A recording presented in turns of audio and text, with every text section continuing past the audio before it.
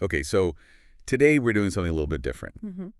We're going to be listening to a short video Okay. and trying to pull out some really practical tips All right. for those of you who are trying to speak English more like a native speaker. Okay. Um, and specifically in this case, we're going to be looking at American English. Gotcha.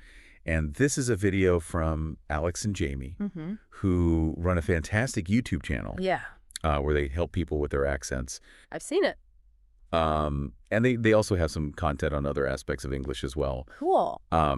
But for our purposes today, we're going to be zeroing in on this short video that they made where they're just having a casual conversation. I see.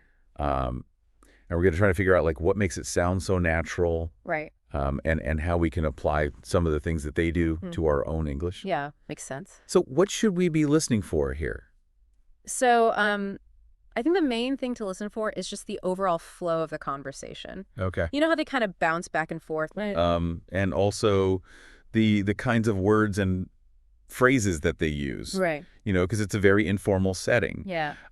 So they're not going to be using very formal language. So real English, not textbook English. Exactly. Yeah. Okay. So it'll be good to see how native speakers actually talk to each other. All right. So the video opens and they're in a coffee shop. Mm-hmm. And right away, they sort of explain like why they're making the video. Right. They're very friendly. They're smiling. It's very natural. Yeah, they just sort of say, hi, we're here to show you what a real English conversation sounds like. Mm-hmm.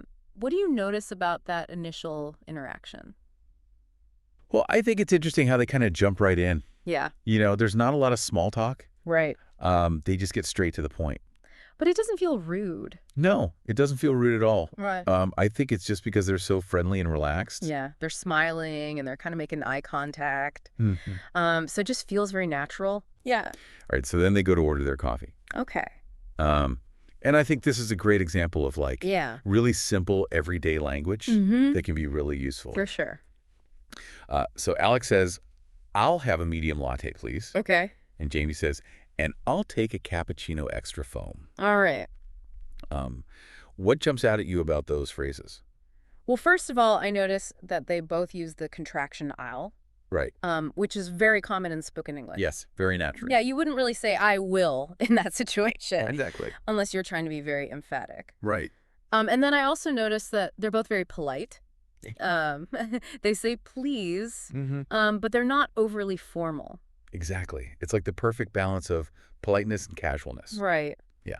So if you're trying to improve your English, pay attention to how native speakers use contractions. Definitely. And how they kind of strike that balance between being polite but also not being too stiff. Yeah, I think that's really key. Okay, so then they find a table and they sit down. Mm-hmm.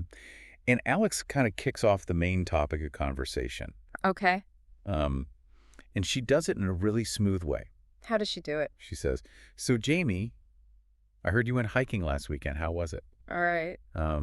What do you think about that? Well, I think it's a great example of an open-ended question. Yeah. She's not just asking, did you go hiking? Right. Which would be a yes or no question. Exactly.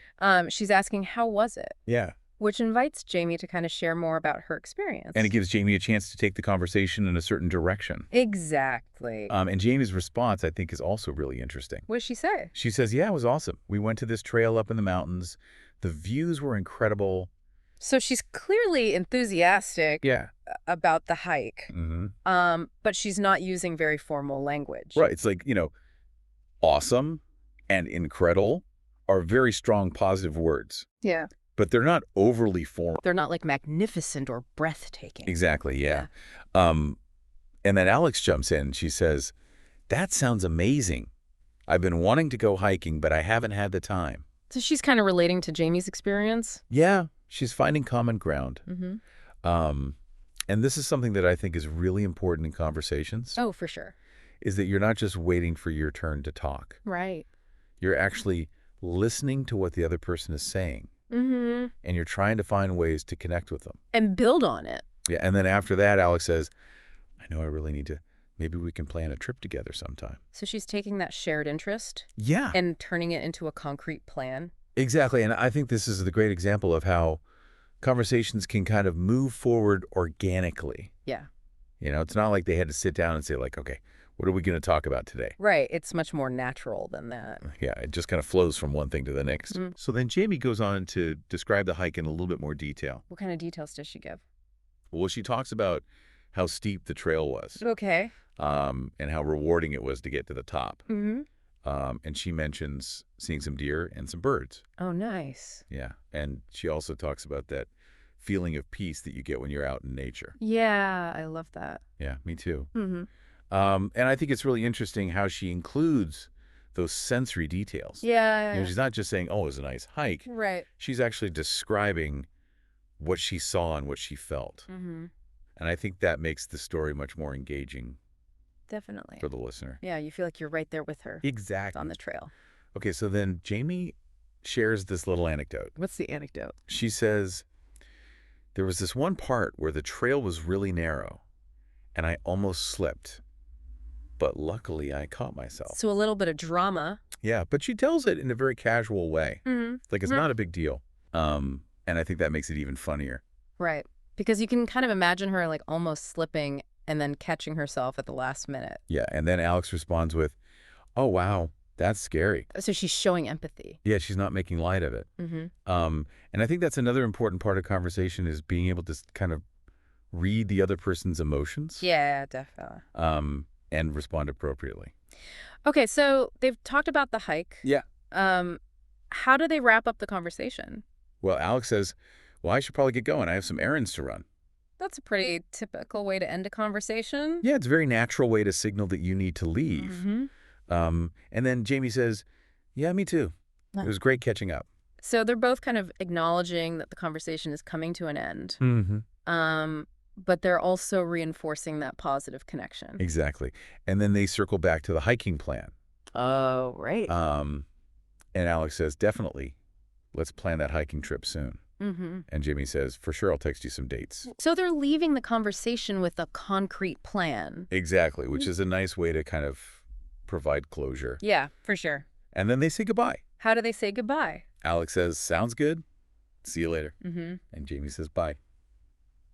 So very simple and straightforward. Yeah, just like you would expect in a casual conversation. Right. So yeah, I think that's a great example of how native speakers Mm-hmm. have these really short and sweet goodbyes. Yeah.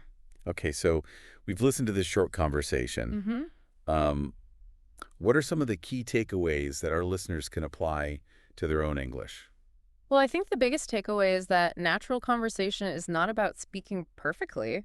Right. It's about being able to connect with the other person, Mm-hmm. and to kind of flow with the conversation. Yeah, and to use those contractions and those casual expressions, Definitely.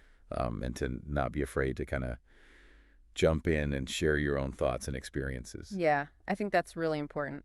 All right, so here's a question for our listeners to think about. How can you apply these little details? Mm-hmm. Like the contractions, the way they start and end the conversation. Yeah. How can you apply these to your own English to make it sound more natural and more fluent? Good question. All right, and that's it for today. Thanks for listening, everybody. See you next time. Bye.